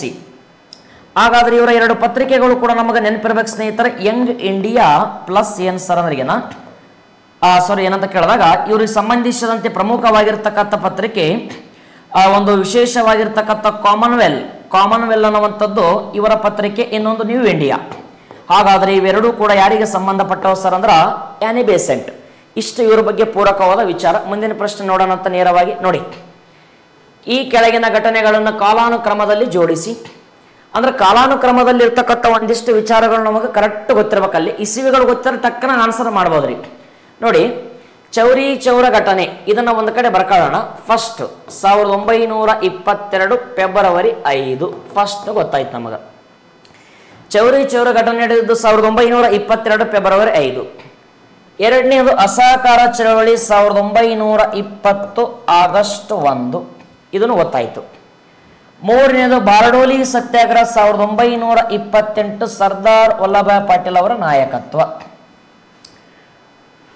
ಹಾಗಾದರೆ ಭಾರತ ದೇಶದಲ್ಲಿ ಗಾಂಧೀಜಿಯವರ ಘಟನೆಗಳನ್ನು ಕಾಲಾನುಕ್ರಮದಲ್ಲಿ ಬರೆಯಿರಿ ಅಂತ ಪ್ರಶ್ನೆ ಕೇಳಿರ್ತ ಸಮಯದಲ್ಲಿ ಇಲ್ಲಿ ನಮಗೆ ಸರಿಯಾದ ಉತ್ತರ ಬಿ ಆಗ್ತದೆ ಸ್ನೇಹಿತರೆ. ಯಾಕಂದ್ರೆ ಈಗ ಎರಡನೇದು ಫಸ್ಟ್ ನಡೆದೈತಿ, ಅಸಹಕಾರ ಚಳವಳಿ, ಚೌರಿ ಚೌರ ಘಟನೆ ಪ್ಲಸ್ ಬಾರ್ಡೋಲಿ ಸತ್ಯಾಗ್ರಹ, ಇವು 3 ನಡೆದಿರ್ತಕ್ಕಂಥ ವಿಚಾರಗಳು. ಹಾಗಾದರೆ ಚೌರಿ ಚೌರ ಘಟನೆ ಬಗ್ಗೆ ಏನೆಲ್ಲ ಪ್ರಶ್ನೆಗಳು ಇಲ್ಲಿವರೆಗೆ ಪ್ರೀವಿಯಸ್ ಇಯರ್ ಅಲ್ಲಿ ಕೇಳಿರ್ತಕ್ಕಂಥದ್ದು. ಫಸ್ಟ್ ನೋಡಿ, ಚೌರಿ ಚೌರ ಅನ್ನುವಂಥದ್ದು ಊರು ಎಲ್ಲಿ ಬರ್ತಂದು ಗೊತ್ತಿರ್ಬೇಕು ನಮಗೆ. ಯಾವ ಊರು ಸರ? ಚೌರಿ ಚೌರ. ಹಾಗಾದರೆ ಚೌರಿ ಚೌರ ಅನ್ನುವಂಥದ್ದು ಊರು ಎಲ್ಲಿ ಬರ್ತದೆ ಸರ್ ನನಗಿನ ಫಸ್ಟ್ ಮಾಹಿತಿ ನಮಗೆ ಚೌರಿ ಚೌರ ಘಟನೆ 1922. ಇದೆಲ್ಲಿ ಬರ್ತಂದ್ರೆ ಉತ್ತರ ಪ್ರದೇಶ. ಉತ್ತರ ಪ್ರದೇಶದ ಯಾವ ಜಿಲ್ಲೆಯಲ್ಲಿ ಬರ್ತದೆ ಸರ್ ಅಂದ್ರಿಗೇನ ಇದೊಮ್ಮೆ ಸಬ್ ಇನ್ಸ್ಪೆಕ್ಟರ್ ಕೇಳಂದ್ರೆ ಆಲ್ರೆಡಿ ಓಲ್ಡ್ ಕ್ವಶನ್. ಗೋರಖ್ಪುರ್, ಉತ್ತರ ಪ್ರದೇಶದ ಗೋರಖ್ಪುರ್ ಜಿಲ್ಲೆಯಲ್ಲಿ ಚೌರಿ ಚೌರ ಊರು. ನೆಕ್ಸ್ಟ್, ಚೌರಿ ಚೌರ ಘಟನೆಯಲ್ಲಿ 22 ಜನ ಪೊಲೀಸರನ್ನ ಸಜೀವ ದಹನ, 22 ಜನ ಪೊಲೀಸರನ್ನ ಸಜೀವ ದಹನ ಮಾಡಿಬಿಟ್ಟಿವ್ರಿ. ಇಲ್ಲಿಂದ ಗಾಂಧೀಜಿಯವರು ತುಂಬಾ ಬೇಜಾರಾಗಿ ಬಹಳಷ್ಟು ಮನನೊಂದು ಯಾವ ಚಳವಳಿಯನ್ನ ಹಿಂಪಡಿತಾರೆ ಸರ್ ಅಂದ್ರೆ 1922 ಫೆಬ್ರವರಿ 9ಕ್ಕೆ ಮಹಾತ್ಮ ಗಾಂಧೀಜಿಯವರು ಅಸಹಕಾರ ಚಳವಳಿಯನ್ನ ಹಿಂಪಡೆದ ಸ್ನೇಹಿತರೆ. ಅಸಹಕಾರ ಚಳವಳಿ ಗಾಂಧೀಜಿಯವರು ಯಾವ ಚಳವಳಿಯಿಂದ ಬೇಸತ್ತು, ಈ ಒಂದೇನಂತ ಯಾವ ಘಟನೆಯಿಂದ ಬೇಸತ್ತು, ಯಾವುದರನ್ನ ಹಿಂಪಡೆದರು ಅಂದ್ರೆ ಅಸಹಕಾರ ಚಳವಳಿಯನ್ನ ಚೌರಿ ಚೌರ ಘಟನೆಯಿಂದ ಹಿಂಪಡೆದರು. ಹಾಗಾದರೆ ಚೌರಿ ಚೌರ ಅನ್ನುವಂಥದ್ದು ಇಲ್ಲಿ ಐತೆ ಅಂತ ಗೊತ್ತಾಯ್ತು ನಮಗ. ಉತ್ತರ ಪ್ರದೇಶ ಗೋರಖ್ಪುರ ಜಿಲ್ಲೆ 22 ಜನ ಪೊಲೀಸರ ಸಜೀವ ದಹನ. ಗಾಂಧೀಜಿಯವರು ಮೊನ್ನೊಂದು ಫೆಬ್ರವರಿ 9ಕ್ಕೆ ಇದು 5ಕ್ಕೆ ಸ್ಟಾರ್ಟ್ ಆಗಿದ್ದು 9ಕ್ಕೆ ಅವರು ಹಿಂಪಡಿತಾರೆ. ಹಾಗಾದರೆ ನಮ್ಮ ದೇಶದಲ್ಲಿ ಅಸಹಕಾರ ಚಳವಳಿ ಬಗ್ಗೆ ಒಂದಿಷ್ಟು ನಮಗೆ ವಿಚಾರಗಳು ಗೊತ್ತಿರಬೇಕಾದ ಸ್ನೇಹಿತರೆ. ಅಸಹಕಾರ ಚಳವಳಿ ಅನ್ನುವಂಥದ್ದು ಇದರ ಬಗ್ಗೆ ಮಾಹಿತಿ ನೋಡಿ. ಅಸಹಕಾರ ಚಳವಳಿ. ಹಾಗಾದರೆ ಈ ಅಸಹಕಾರ ಚಳವಳಿ ಬಗ್ಗೆ ನಮಗೆ ಎಕ್ಸಾಮ್ಸ್ಗಳ ದೃಷ್ಟಿಕೋನದಿಂದ ಏನೇನು ಮಾಹಿತಿ ಗೊತ್ತಿರಬೇಕ್ರಿ. ಫಸ್ಟ್ ನಡೆದಿದ್ದು 1920 ಆಗಸ್ಟ್ 1. ಹಾಗಾದರೆ ಅಸಹಕಾರ ಚಳವಳಿಗೆ ಸಂಬಂಧಿಸಿದಂತೆ ಗಾಂಧೀಜಿಯವರ ನಾಯಕತ್ವ. ಅಸಹಕಾರ ಚಳವಳಿಯ ಸಂದರ್ಭದಲ್ಲಿ ಆಗಸ್ಟ್ 1ಕ್ಕೆ ನಮ್ಮ ದೇಶದಲ್ಲಿ ಅಸುನೀಗಿದ ನಾಯಕ, ನಿಧನ ಹೊಂದಿದ ನಾಯಕ, ದೇಹಾಂತಗೊಂಡ ನಾಯಕ ಬಾಲಗಂಗಾಧರ ತಿಲಕ್. ಭಾರತದಲ್ಲಿ ಬಾಲಗಂಗಾಧರ ತಿಲಕರವರು ಯಾವ ಚಳವಳಿಯ ಸಮಯದಲ್ಲಿ ನಿಧನ ಹೊಂದಿದ್ದಾರೆ ಅಂದ್ರೆ ಅಸಹಕಾರ ಚಳವಳಿಯ ಸಂದರ್ಭದಲ್ಲಿ. ಬಾಲಗಂಗಾಧರ ತಿಲಕರವರು ನಿಧನ ಹೊಂದಿರತಕ್ಕಂಥ ಸಮಯದಲ್ಲಿ ಗಾಂಧೀಜಿಯವರು ಕೊಟ್ಟಂತ ಸ್ಟೇಟ್ಮೆಂಟ್ ಏನಾಗಿದೆ ಸರ್, ನನ್ನ ದೊಡ್ಡ ಮತ್ತು ಬಲವಾದ ಕೋಟೆ ಕುಸಿದು ಹೋಯಿತು. ಇದು ಆಲ್ರೆಡಿ ಕ್ವಶನ್ ಆಗಿದ್ರಿ. ಬಾಲಗಂಗಾಧರ ತಿಲಕರವರ ಪರವಾಗಿ ಗಾಂಧೀಜಿಯವರು ಕೊಟ್ಟಂತ ಹೇಳಿಕೆ ಏನಾಗಿತ್ತು ಅಂತ ಕೇಳಿದಾಗ ನನ್ನ ದೊಡ್ಡ ಮತ್ತು ಬಲವಾದ ಕೋಟೆ ಕುಸಿದು ಹೋಯಿತು. ಹಾಗಾದ್ರೆ ಗಾಂಧೀಜಿಯವರು ಯಾರ ಪರವಾಗಿ ಕೊಟ್ಟರು ಸರ್ ಅಂದ್ರಿಗೇನ ಬಾಲಗಂಗಾಧರ ತಿಲಕ್. ಭಾರತ ದೇಶದಲ್ಲಿ ಬಾಲಗಂಗಾಧರ ತಿಲಕರವರ ಪರವಾಗಿ ಗಾಂಧೀಜಿಯವರು ಇನ್ನೊಂದು ಹೇಳಿಕೆ ಕೂಡ ಕೊಡ್ತಾರೆ ಸ್ನೇಹಿತರೆ. ಏನ್ ಸರ್ ಅದಂದ್ರೆ IAS ಪ್ರಿಲಿಮ್ಸ್ ಅಲ್ಲಿ ಒಂದು ಪ್ರಶ್ನೆ ಕೇಳೋಣ. ಏನ್ ಪ್ರಶ್ನೆ ಅಂದ್ರೆ ಏನ, ಹಿಂದೂಸ್ತಾನಕ್ಕೆ ಬೆಳಕು ನೀಡುವ ನಕ್ಷತ್ರ ಒಂದು ಕಳಚಿ ಬಿದ್ದಂತಾಗಿದೆ, ಆದ್ದರಿಂದಾಗಿ ಇಡೀ ಹಿಂದೂಸ್ತಾನವೇ ಕತ್ತಲೆಮಯವಾಗಿದೆ. ಗಾಂಧೀಜಿಯವರು ಈ ಕೆಳಗಿನ ಯಾವ ವ್ಯಕ್ತಿಯ ಪರವಾಗಿ ಹೇಳಿಕೆ ನೀಡಾರ ಅಂದ್ರೆ ಬಾಲಗಂಗಾಧರ ತಿಲಕ್. ಇದು IAS ಕ್ವಶನ್ ಸ್ನೇಹಿತರೆ. ಹಿಂದೂಸ್ತಾನಕ್ಕೆ ಬೆಳಕು ನೀಡುವ ನಕ್ಷತ್ರ ಒಂದು ಕಳಚಿ ಬಿದ್ದಂತಾಗಿದೆ, ಇಡೀ ಹಿಂದೂಸ್ತಾನವೇ ಕತ್ತಲೆಮಯವಾಗಿದೆ ಅನ್ನುವಂಥದ್ದು ಸ್ಟೇಟ್ಮೆಂಟ್ ಯಾರಿಗೆ ಸಂಬಂಧಪಡ್ತಾರೆ? ಗಾಂಧೀಜಿ ಅವರು ಯಾರ ಪರವಾಗಿ ಹೇಳ್ಯಾರ ಅಂದ್ರೆ ಬಾಲಗಂಗಾಧರ ತಿಲಕ್. ಯಾವ ಸಮಯದಲ್ಲಿ ಹೇಳ್ಯಾರ ಅಂದ್ರೆ ಅಸಹಕಾರ ಚಳವಳಿಯ ಸಮಯದಲ್ಲಿ ಏನಕ್ಕಾಗಿ ಹೇಳ್ಯಾರ ಅಂದ್ರೆ ಅದೇ ಸಮಯದಲ್ಲಿ ನಿಧನ ಹೊಂದಿರತಕ್ಕಂಥ ನಾಯಕರು ಬಾಲಗಂಗಾಧರ ತಿಲಕ್. ಹಾಗಾದರೆ ಬಾಲಗಂಗಾಧರ ತಿಲಕರವರ ಬಗ್ಗೆ 2 ಸ್ಟೇಟ್ಮೆಂಟ್ಗಳು ಕೂಡ ನಮಗೆ ಗೊತ್ತಿರಬೇಕ್ರಿ. ಹಾಗಾದರೆ ಅಸಹಕಾರ ಚಳವಳಿ ಕೂಡ ಹಿಂಪಡಿತಾರ. ಬಾಲಗಂಗಾಧರ ತಿಲಕರವರು ಮರಾಠಿ ಮತ್ತು ಕೇಸರಿ ಅನ್ನುವಂಥ ಪತ್ರಿಕೆ ಕೂಡ ಬಿಡುಗಡೆ ಮಾಡ್ತಾರ. ಗಣೇಶ ಮತ್ತು ಶಿವಾಜಿ ಉತ್ಸವಗಳು ನಮ್ಮ ಭಾರತ ದೇಶದಲ್ಲಿ ಸಾರ್ವತ್ರಿಕವಾಗಿ ಆಚರಣೆಗೆ ಜಾರಿ ತರ್ತಾರ. ಇವೆಲ್ಲವೂ ಕೂಡ ಇದರ ಬಗ್ಗೆ ವಿಚಾರ. ಇನ್ನು ಬಾರ್ಡೋಲಿ ಸತ್ಯಾಗ್ರಹದಲ್ಲಿ ವಲ್ಲಭಾಯ್ ಪಟೇಲ್ ಅವರಿಗೆ ಸರ್ದಾರ್ ಎಂದು ಬಿರುದು ಕೊಟ್ಟಂತ ವ್ಯಕ್ತಿನೇ ಮಹಾತ್ಮ ಗಾಂಧೀಜಿ. ಇದನ್ನು ಗೊತ್ತಿರಬೇಕು ನಮಗೆ. ಎಸ್, ಇದರ ಬಗ್ಗೆ ಪೂರಕವಾದ ವಿಚಾರ. ನೆಕ್ಸ್ಟ್ 4ನೇ ಪ್ರಶ್ನೆ ನೋಡಿ ಸ್ನೇಹಿತರೆ. ನಿಷ್ಕ್ರಿಯ ಆಗ್ಬೇಕಿತ್ತು. ಇದು ಸ್ವಲ್ಪ ಒಂದಿಷ್ಟು ಚೇಂಜ್ ಮಾಡೋಣ ಅಂತ. ಏನು ಸರ್ ಅಂದ್ರೆ ನಿಷ್ಕ್ರಿಯ. ಹಾಗಾದ್ರೆ ನಿಷ್ಕ್ರಿಯ ಅನ್ನುವಂಥ ಪದ ನೋಡಿ, ನಿಷ್ಕ್ರಿಯ. ಎಸ್, ನಿಷ್ಕ್ರಿಯ ಅಥವಾ ಪ್ಯಾಸಿವ್ ರೆಸಿಸ್ಟೆನ್ಸ್ ಅಂತ ಕರೀತಾರೆ ಇದನ್ನ. ನಿಷ್ಕ್ರಿಯ ಪ್ರತಿರೋಧ ಸಿದ್ಧಾಂತವನ್ನು ಯಾರು ಪ್ರತಿಪಾದಿಸರಂತ ಕೇಳಿದಾಗ ನಮ್ಗೆ ಸರಿಯಾದ ಉತ್ತರ ಶ್ರೀ ಅರಬಿಂದ ಘೋಷ್. ಭಾರತ ದೇಶದಲ್ಲಿ ಶ್ರೀ ಅರಬಿಂದ ಘೋಷ್ ಅನ್ನುವಂಥ ವ್ಯಕ್ತಿ ಕೂಡ ಬಹಳ ಫೇಮಸ್ ರೀ. ಇವರೊಬ್ಬರು ಕ್ರಾಂತಿಕಾರಿ ಸ್ನೇಹಿತರೆ. ಹಾಗಾದರೆ ಅರವಿಂದ ಘೋಷರವರ ಬಗ್ಗೆ ಸ್ಪರ್ಧಾತ್ಮಕ ಪರೀಕ್ಷೆಗಳಿಗೆ ಸಂಬಂಧಿಸಿದಂತೆ ಯಾವೆಲ್ಲ ವಿಚಾರಗಳು ನಮ್ಗೆ ಗೊತ್ತಿರಬೇಕು. ಫಸ್ಟ್ ಒನ್, ಅರವಿಂದ ಘೋಷರವರು ಇವ್ರದ್ದು ಏನು ಸರ ವಿಶೇಷ ಅಂದ್ರೆ ಇವ್ರು ನಾವು ಫಸ್ಟ್ ಇನ್ನೊಂದು ಹೆಸರು ಕೂಡ ಕರೀತೀವಿ, ಶ್ರೀ ಕರ್ಮಯೋಗಿ. ಭಾರತದಲ್ಲಿ ಕರ್ಮಯೋಗಿ ಎಂದು ಯಾರನ್ನು ಕರೆಯಲಾಗುತ್ತದೆ? ಅರವಿಂದ ಘೋಷ್. ಭಾರತದಲ್ಲಿ ಕ್ರಾಂತಿಕಾರಿಗಳಾಗಿರ್ತಕ್ಕಂಥ ಲಾಲ್ ಬಾಲ್ ಪಾಲ್ ಪ್ಲಸ್ ಘೋಷ್, ಅರವಿಂದ ಘೋಷ್. ಹಾಗಾದರೆ ಭಾರತದಲ್ಲಿ ಬಾಲಗಂಗಾಧರ ತಿಲಕ್, ಲಾಲಾ ಲಜಪತ್ ರಾಯ್, ಬಾಲಗಂಗಾಧರ ತಿಲಕ್, ಬಿಪಿನ್ ಚಂದ್ರಪಾಲ್ ಪ್ಲಸ್ ಯಾರಿದ್ದಾರೆ ಅಂದ್ರೆ ಅರವಿಂದ ಘೋಷ್. ಇವರೆಲ್ಲ ಕ್ರಾಂತಿಕಾರಿಗಳ ಸ್ನೇಹಿತರೆ. ಹಾಗಾದರೆ 1908ರ ಸಮಯದಲ್ಲಿ ಅಲಿಪುರ್ ಬಾಂಬ್ ಪ್ರಕರಣದಲ್ಲಿ ಭಾಗಿಯಾಗಿದ್ದಾರೆಂದು ಇವರನ್ನು ಜೈಲಿಗೆ ಹಾಕ್ತಕ್ಕಂಥ ಪ್ರಯತ್ನ ನಮ್ಮ ದೇಶ ನಡೀತವ್ರಿ. ಹಾಗಾದರೆ ಅರವಿಂದ ಘೋಷರವರು ಯಾವಾಗ ಬಿಡುಗಡೆ ಅಂತಾರೆ ಸರ್ ಅಂದ್ರೆ 1910ರಲ್ಲಿ. ಇವರ ಪರವಾಗಿ ವಾದ ಮಂಡನೆ ಮಾಡಿರ್ತಕ್ಕಂಥ ವಕೀಲ ಯಾರು ಸರ್ ಅಂದ್ರೆ ಪಶ್ಚಿಮ ಬಂಗಾಳದ CD ದೇಶ್ಮುಖ್, ಪಶ್ಚಿಮ ಬಂಗಾಳಕ್ಕೆ ಸಂಬಂಧಿಸಿರ್ತಕ್ಕಂಥ CR ದಾಸ್ ಏನಂತ ಕೇಳಿದಾಗ ಇವರ ಪರವಾಗಿ ವಾದ ಮಂಡನೆ ಮಾಡಿದ ನ್ಯಾಯಾಧೀಶ. ಇದೊಮ್ಮೆ ಹಳೆ ಪ್ರಶ್ನೆಗಳಲ್ಲಿ ಕೇಳೋಣ ಸ್ನೇಹಿತರೆ, ಇದು ಗೊತ್ತಿರ್ಬೇಕು ನಮಗೆ. CR ದಾಸ್ ಯಾರ ಪರವಾಗಿ? ಅರವಿಂದ ಘೋಷ್. ಯಾವ ಪ್ರಕರಣ? ಅಲಿಪುರ್ ಬಾಂಬ್ ಪ್ರಕರಣ. ಯಾವಾಗ? 1908 1910ರಲ್ಲಿ ಬಿಡುಗಡೆ. ಇವರು ಬಿಡುಗಡೆ ಆದ ನಂತರ 1926ರಲ್ಲಿ ಒಂದು ಆಶ್ರಮ ಕೂಡ ಕಟ್ಟ್ಯಾರ. ಅದರ ಹೆಸರು ಏನು ಸರ್ ಅಂದ್ರೆ ಪಾಂಡೀಚರಿ ಆಶ್ರಮ. ಹಾಗಾದರೆ ಪಾಂಡೀಚರಿ ಆಶ್ರಮವನ್ನು ಇನ್ನೊಂದು ಹೆಸರು ಕೂಡ ಕರೀಬಹುದು ನಾವು, ಅರೋವಲ್ಲಿ ಆಶ್ರಮ. ಅರೋವಲ್ಲಿ ಆಶ್ರಮ ಅಂದ್ರೂ ಒಂದೇ, ಅರವಿಂದ ಘೋಷ್ ಆಶ್ರಮ ಒಂದು ಕೂಡ ಒಂದೇ, ಅರವಿಂದ ಘೋಷ್. ಹಾಗಾದರೆ ಭಾರತ ದೇಶದಲ್ಲಿ ಪಾಂಡೀಚರಿ ಆಶ್ರಮದ ಇನ್ನೊಂದು ಹೆಸರೇನಂತ ಕೇಳೋಣ, ಅರವಳ್ಳಿ ಆಶ್ರಮ ಪ್ಲಸ್ ಅರವಿಂದ ಘೋಷ್ ಆಶ್ರಮ. ಹಾಗಾದರೆ ಇವತ್ತು ವಿಶೇಷವಾಗಿರ್ತಕ್ಕಂಥ ಇವ್ರದ್ದು ಏನಂತ ಕೇಳಿದಾಗ ಇವರು ಕ್ರಾಂತಿಕಾರಿಗಳಲ್ಲಿ ಕೂಡ ಒಬ್ಬರಾಗಿದ್ದರು. ಸಾವಿತ್ರಿ ಅನ್ನುವಂಥ ಒಂದು ಪುಸ್ತಕ ಕೂಡ ಬರೀತಾರೆ. ಲೈಫ್ ಡಿವೈನ್ ಆಗಿರ್ತಕ್ಕಂಥದ್ದು, ಡಿವೈನ್ ಲೈಫ್ ಇವೆಲ್ಲ ಗೊಂದಲಮಯವಾಗಿರ್ತಾವೆ ನಮ್ಮಲ್ಲಿ ಸರ್. ಹಾಗಾದ್ರೆ ಇಲ್ಲಿ ಏನಂತ ಕೇಳಿದಾಗ ಡಿವೈನ್ ಲೈಫ್ ಅನ್ನುವಂಥ ಪುಸ್ತಕ ಕೂಡ ಬರೆದಿರ್ತಕ್ಕಂಥ ವ್ಯಕ್ತಿ ಯಾರಂದ್ರೆ ಶ್ರೀ ಅರವಿಂದ ಘೋಷ್. ಲೈಫ್ ಡಿವೈನ್ ಅನ್ನುವಂಥದ್ದು ಒಮ್ಮೆ ಸ್ವಾಮಿ ವಿವೇಕಾನಂದರವರ ಪ್ರತಿಕಾರವಾಗಿ ಸ್ವಾಮಿ ಶಿವಾನಂದ ಅನ್ನುವಂಥ ವ್ಯಕ್ತಿ ಕೂಡ ರಚನೆ ಮಾಡಿಕೊಂಡಿರ್ತಕ್ಕಂಥದ್ದು. ಇವನು ಗೊತ್ತಿರಬೇಕು ಸ್ನೇಹಿತರೆ. ಹಾಗಾದ್ರೆ ಇಲ್ಲಿ ಸರಿಯಾಗಿರ್ತಕ್ಕಂಥ ಉತ್ತರ ಯಾವ ಶ್ರೀ ಅರವಿಂದ ಘೋಷ್. ಗಾಂಧೀಜಿಯವರ ಆಧ್ಯಾತ್ಮಿಕ ಗುರುಗಳು ಕೂಡ ಯಾರಾಗಿದ್ರು ಸರ್ ಅಂದ್ರೆ ಅರವಿಂದ ಘೋಷ್. ಇದನ್ನು ಗೊತ್ತಿರಬೇಕು ನಮಗೆ. ನೋಡಿ, ಗಾಂಧೀಜಿಯವರಿಗೆ ಸಂಬಂಧಿಸಿದ ಆಧ್ಯಾತ್ಮಿಕ ಗುರುಗಳು ಕೂಡ ಅರವಿಂದ ಘೋಷ್. ಇವ್ರ ಬಗ್ಗೆ ಇಷ್ಟು ನಮಗ ಪೂರಕವಾದ ವಿಚಾರಗಳು ಗೊತ್ತಿರಬೇಕು ಸ್ನೇಹಿತರೆ. ಪಟ್ಟಣ ಒಂದ್ಸರಿ ನೋಡ್ಕೊಂಡ್ಬಿಡ್ಬೇಕಾರೆ ಎಕ್ಸಾಮ್ದಾಗ ಏನೇನು ಕೇಳಂತ ಒಂದು ಕಡೆ ನಾಲೆಡ್ಜ್ ಸರ್. ಹಾಗಾದ್ರೆ MK ಗಾಂಧಿ, ಮಹಾತ್ಮ ಗಾಂಧೀಜಿಯವರು, ಮೋಹನ್ ದಾಸ್ ಕರಮ್ಚಂದ್ ಗಾಂಧಿ ಇವರ ಆಧ್ಯಾತ್ಮಿಕ ಗುರು. ಬಿಪಿನ್ ಚಂದ್ರಪಾಲ್ ಇವರು ಕ್ರಾಂತಿಕಾರಿ, ಬಾಲಗಂಗಾಧರ ತಿಲಕ್ ಅವರು ಕೂಡ ಕ್ರಾಂತಿಕಾರಿ. ಗಾಂಧೀಜಿಯವರು ಸತ್ಯ ಮತ್ತು ಅಹಿಂಸೆ ಮೂಲಕ ಸ್ವತಂತ್ರ ಹೋರಾಟಕ್ಕಾಗಿ ಪ್ರಯತ್ನಿಸಿರ್ತಕ್ಕಂಥ ರಾಷ್ಟ್ರಪಿತ ಮಹಾತ್ಮ ಗಾಂಧೀಜಿ. ನೆಕ್ಸ್ಟ್ 5ನೇ ಪ್ರಶ್ನೆ ನೋಡಿ, ಈ ಕೆಳಗಿನ ಯಾವ ಸ್ಥಳದಲ್ಲಿ ಮಹಾತ್ಮ ಗಾಂಧೀಜಿಯವರು ಮೊದಲ ಸತ್ಯಾಗ್ರಹವನ್ನು ಪ್ರಾರಂಭಿಸಿದರು? ಗಾಂಧೀಜಿಯವರು ನಡೆಸಿಕೊಟ್ಟಿರ್ತಕ್ಕಂಥ ಭಾರತ ದೇಶದ ಪ್ರಥಮ ಸತ್ಯಾಗ್ರಹ ಯಾವುದಂತ ಕೇಳೋಣ. ಸ್ವಲ್ಪ ಇದರ ಬಗ್ಗೆ ನಾವು ನೇರವಾಗಿರ್ತಕ್ಕಂಥ ಉತ್ತರ ಕೊಟ್ಬಿಡಮ್ ಸ್ನೇಹಿತರೆ. ಆಪ್ಷನ್ ಸಿ ಸರಿಯಾದ ಉತ್ತರ, ಚಂಪಾರಣ್ಯ ಸತ್ಯಾಗ್ರಹ. ಹಾಗಾದರೆ ಇದರಲ್ಲಿ ಆಪ್ಷನ್ದಲ್ಲಿ ಅಹಮದಾಬಾದು, ಬಾರ್ಡೋಲಿ, ಖೇಡಾ, ಚಂಪಾರಣ್ಯ ಇವೆಲ್ಲ ವಿಚಾರಗಳು ಕೊಟ್ಟಾನ್ರಿ. ಹಾಗಾದರೆ ನಮ್ಮಲ್ಲಿ ಚಂಪಾರಣ್ಯ ಸತ್ಯಾಗ್ರಹ ನೋಡಿ, ಚಂಪಾರಣ್ಯ ಸತ್ಯಾಗ್ರಹ ಇದರ ಜೊತೆಗೆ ಅಹಮದಾಬಾದ್ ಗಿರಣಿ ಮುಷ್ಕರ ಇದು ಮುಂದೆ ಬರ್ತದೆ ಹೇಳಮಂತ. ಫಸ್ಟ್ ನಮಗ ಈ ಚಂಪಾರಣ್ಯ ಸತ್ಯಾಗ್ರಹ ಅನ್ನುವಂಥ ಪರಿಕಲ್ಪನೆ ಇದ್ರ ಬಗ್ಗೆ ಏನೇನು ವಿಚಾರಗಳು ಗೊತ್ತಿರ್ಬೇಕು ಸರ್. ಫಸ್ಟ್ ಚಂಪಾರಣ್ಯ ಸತ್ಯಾಗ್ರಹ ನಡೆದಂಥ ವರ್ಷ 1917 ಏಪ್ರಿಲ್ 10. ಚಂಪಾರಣ್ಯ ಅನ್ನುವಂಥದ್ದು ಪ್ರಸ್ತುತ ಯಾವ ಒಂದು ರಾಜ್ಯದಲ್ಲಿ ಕಂಡು ಬರುತ್ತಂದ್ರಿಗಿನ ಬಿಹಾರ ರಾಜ್ಯ. ಸ್ವತಂತ್ರ ಪೂರ್ವದಲ್ಲಿ ಚಂಪಾರಣ್ಯ ಬಿಹಾರ ರಾಜ್ಯದ ಯಾವ ಜಿಲ್ಲೆ ಅವತ್ತಾಗಿತ್ತಂದ್ರಿಗಿನ ಜಗದೀಶ್ಪುರ್. ಬಿಹಾರದ ಜಗದೀಶ್ಪುರ ಅನ್ನುವಂಥ ಜಿಲ್ಲೆ ಇವತ್ತು ಚಂಪಾರಣ್ಯನೇ ಒಂದು ಜಿಲ್ಲೆ ಆಗಿದೆ ಸ್ನೇಹಿತರೆ, ಇದು ಗೊತ್ತಿರಬೇಕು ನಮಗೆ. ಹಾಗಾದರೆ ನೀಲಿ ಬೆಳೆಗಾರರ ಪರವಾಗಿ ಗಾಂಧೀಜಿಯವರು ಕೈಗೊಂಡಂಥ ಮೊದಲ ಹೋರಾಟ, ನೀಲಿ ಬೆಳೆಗಾರರ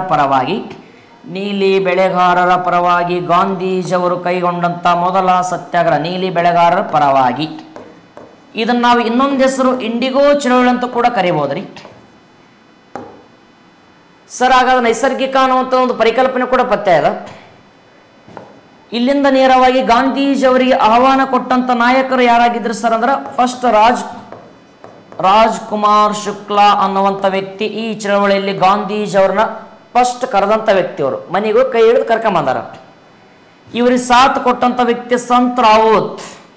ಗಾಂಧೀಜಿ ಅವರಿಗೆ ಸಾಥ್ ಕೊಟ್ಟಂತವರಲ್ಲಿ ಮೊದಲನೇ ಬಾರಿ ಆಹ್ವಾನ ಕೊಟ್ಟ ರಾಜ್ಕುಮಾರ್ ಶುಕ್ಲಾ ಪ್ಲಸ್ ಸಂತ್ ರಾವತ್.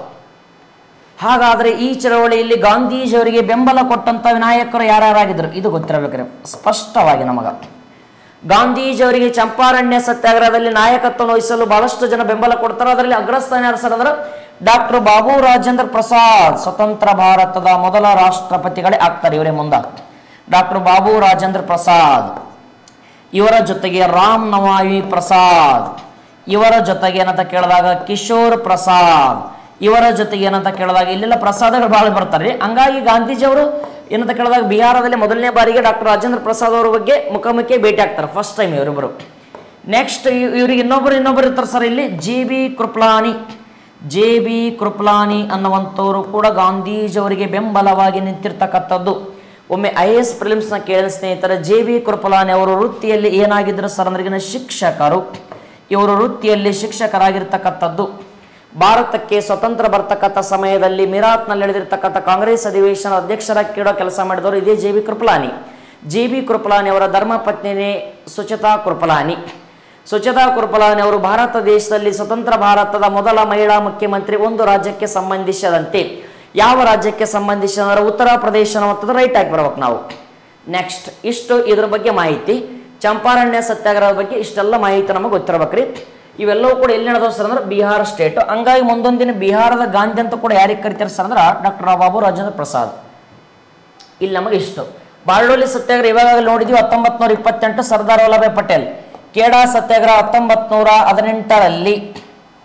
ತದನಂತರ ಅಹಮದಾಬಾದ್ ಗಿರಣಿ ಮುಷ್ಕರ 1918. ಮುಂದೆ ನೋಡೋಣ. ನೆಕ್ಸ್ಟ್ ನೋಡಿ ಇಲ್ಲಿಂದ ಗಾಂಧೀಜಿ ನೇತೃತ್ವದಲ್ಲಿ 1918ರಲ್ಲಿ ಅಹಮದಾಬಾದ್ನಲ್ಲಿ ನಡೆದ ಸತ್ಯಾಗ್ರಹದಲ್ಲಿ ಭಾಗವಹಿಸಿದವರು ಯಾರು? ಗಾಂಧೀಜಿಯವರ ಕ್ಯಾಪ್ಟನ್ಶಿಪ್ನಲ್ಲಿ ಅಹಮದಾಬಾದ್ನ ಸತ್ಯಾಗ್ರಹ ನಡೆದಂದ್ರಿ. ಅದರ ಯಾರು ಭಾಗವಹಿಸ್ಯಾರಂತ ಪ್ರಶ್ನೆ ಕೇಳೋಣ. ರೈತ ವರ್ಗ, ಕೈಗಾರಿಕಾ ಕಾರ್ಮಿಕರು, ಜನರು, ಕಾರ್ಮಿಕರು. ಸರ ಜನರಂದ್ರೆ ಏನು? ಇವರೇ ಬರ್ತಾರೆ, ಬೇರೆ ಬೇರೆ ಜನಾಂಗದವರು. ರೈತ ವರ್ಗ ಅಂದ್ರೆ ಇಲ್ಲಿ ಭಾಗವಹಿಸಕ್ಕೆ ಬರಲ್ಲ. ಹಾಗಾದರೆ ಕೈಗಾರಿಕಾ ಕಾರ್ಮಿಕರು ಕೂಡ ಇಲ್ಲಿ ಭಾಗವಹಿಸಲ್ಲ. ಕೇವಲ ಕಾರ್ಮಿಕರು ಭಾಗವಹಿಸ್ಯಾರ. ಅವರು ಅತ್ತಿಗಿರಣಿ ಕಾರ್ಮಿಕರು ಭಾಗವಹಿಸ್ಯಾರ. ಇದು ನಮಗೆ ಸ್ಪಷ್ಟವಾಗಿ ಗೊತ್ತಿರ್ಬೇಕ್ರಿ ಸರ್. ಹಾಗಾದ್ರೆ ಅತ್ತಿಗಿರಣಿ ಕಾರ್ಮಿಕರು ಇದರಲ್ಲಿ ಭಾಗವಹಿಸ್ಯಾರ. ಫಸ್ಟ್ ನಮಗೆ ಗಾಂಧೀಜಿಯವರ ನಾಯಕತ್ವ ನಡೆದಿರ್ತಕ್ಕಂಥ ಚಳವಳಿ ಬಗ್ಗೆ ಒಂದಿಷ್ಟು ಪೂರಕವಾದ ವಿಚಾರಗಳು ನೋಡಿ. ಗಾಂಧೀಜಿಯವರ ನಾಯಕತ್ವದಲ್ಲಿ ಏನು ಸರ್ ಅಂದ್ರಿಗೆನ ಅಹಮದಾಬಾದ್ ಗಿರಣಿ ಮುಷ್ಕರ ಅನ್ನುವಂಥದ್ದು ಹೆಂಗೆ ನಡೆದ ಅದರ ಬಗ್ಗೆ ವಿಚಾರಗಳು. ಅಹಮದಾಬಾದ್ ಗಿರಣಿ ಮುಷ್ಕರ, ಅಹಮದಾಬಾದ್ ಗಿರಣಿ ಮುಷ್ಕರ, ಅಹಮದಾಬಾದ್ ಗಿರಣಿ ಮುಷ್ಕರ, ಗಾಂಧೀಜಿಯವರ ನಾಯಕತ್ವ 1918. ಹಾಗಾದರೆ ಗಾಂಧೀಜಿಯವರ ನಾಯಕತ್ವದಲ್ಲಿ ಅಹಮದಾಬಾದ್ ಗಿರಣಿ ಮುಷ್ಕರ 18ರಲ್ಲಿ ನಡೀತೈತಿ ಸ್ನೇಹಿತರೆ. ಹಾಗಾದ್ರೆ ಇದರ ಬಗ್ಗೆ ನಮಗೇನು ಸರ ಪೂರಕವಾದ ವಿಚಾರಗಳು. ಫಸ್ಟ್ ನೋಡಿ, ಅಬ್ಸರ್ವೇಷನ್ ಮಾಡಿ ಒಂದು ಪಾಯಿಂಟ್. ಗಾಂಧೀಜಿಯವರು ಭಾರತದಲ್ಲಿ ಕೈಗೊಂಡ ಮೊದಲ ಉಪವಾಸ ಸತ್ಯಾಗ್ರಹ. ಇದು ಫಸ್ಟ್ ನಮಗೆ ಗೊತ್ತಿರಬೇಕ್ರಿ. ಗಾಂಧೀಜಿಯವರ ಮೊದಲ ಉಪವಾಸ ಸತ್ಯಾಗ್ರಹ. ಒಂದು ವೇಳೆ ಗಾಂಧೀಜಿಯವರ ಮೊದಲ ಸತ್ಯಾಗ್ರಹ ಕೇಳಿದ್ರೆ ಈಗಾಗಲೇ ಮಾತಾಡಿರ್ತಕ್ಕಂಥ 1917 ಇದು ಚಂಪಾರಣ್ಯ. ಇದು ಅಹಮದಾಬಾದ್ ಗಿರಣಿ ಮುಷ್ಕರ ಮೊದಲ ಸತ್ಯಾಗ್ರಹ. ಹಾಗಾದರೆ ಗಾಂಧೀಜಿಯವರಿಗೆ ಇದರಲ್ಲಿ ಏನು ಸರ್ ಅಂದ್ರಿಗಿನ ಮುಖ್ಯವಾಗಿ ಭಾಗವಹಿಸಿರೋರು ಯಾರಂದ್ರೆ ಅತ್ತಿಗಿರಣಿ ಕಾರ್ಮಿಕರು. ಅತ್ತಿಗಿರಣಿ ಮಿಲ್ಗಳಲ್ಲಿ ಕೆಲಸ ಮಾಡ್ತಕ್ಕಂಥ ಕಾರ್ಮಿಕರು ಭಾಗವಹಿಸ್ಯಾರ.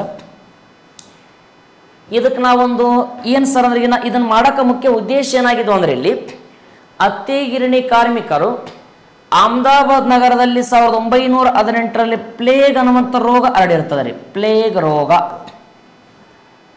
ಪ್ಲೇಗ್ ರೋಗ ಬಂದಾಗ ಏನು ಮಾಡ್ತಿರ್ತಾರಂದ್ರೆ ಇಲಿಗಳಿಂದಾಗಿ ಪ್ಲೇಗ್ ರೋಗ ಬರ್ತೈತೆ ಅಂತ ಗೊತ್ತಿರಬೇಕು. ಇದೊಂದು ಬ್ಯಾಕ್ಟೀರಿಯಾ ಕಾರಕ